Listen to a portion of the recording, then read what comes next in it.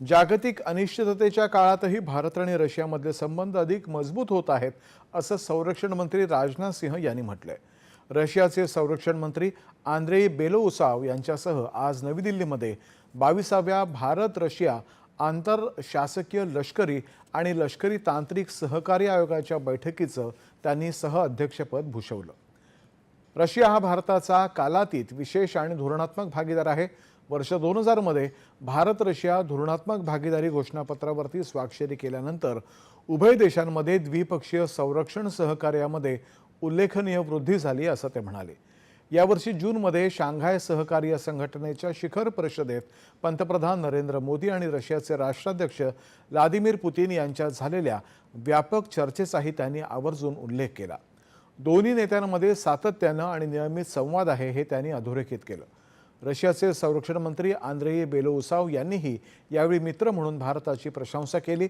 Bharat Russia परस्पर संबंध सन्मानावर आधारित ठोस काळाच्या कसोटीवरती सिद्ध झालेल्या मैत्रीसह अधिकच घट्ट झाले आहेत, असं ते म्हणाले.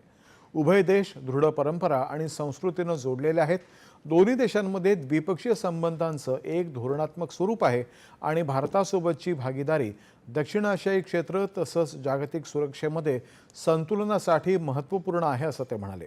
यावेळी chief of defence staff general Anil Chauhan, लष्कर प्रमुख जनरल उपेंद्र द्विवेदी, वायुदलाचे प्रमुख एअर मार्शल अमनप्रीत सिंह आणि नौसेनेचे प्रमुख व्हाईस ॲडमिरल दिनेश त्रिपाठी उपस्थित होते.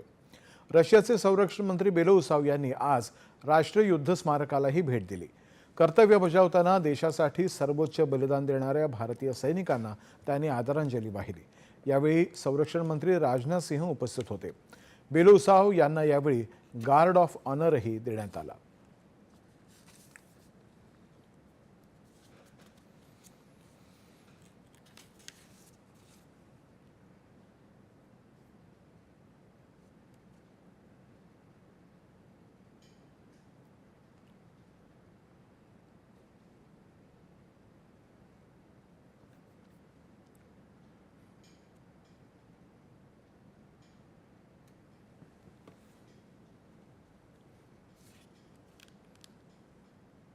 भारत आणि रशियामधले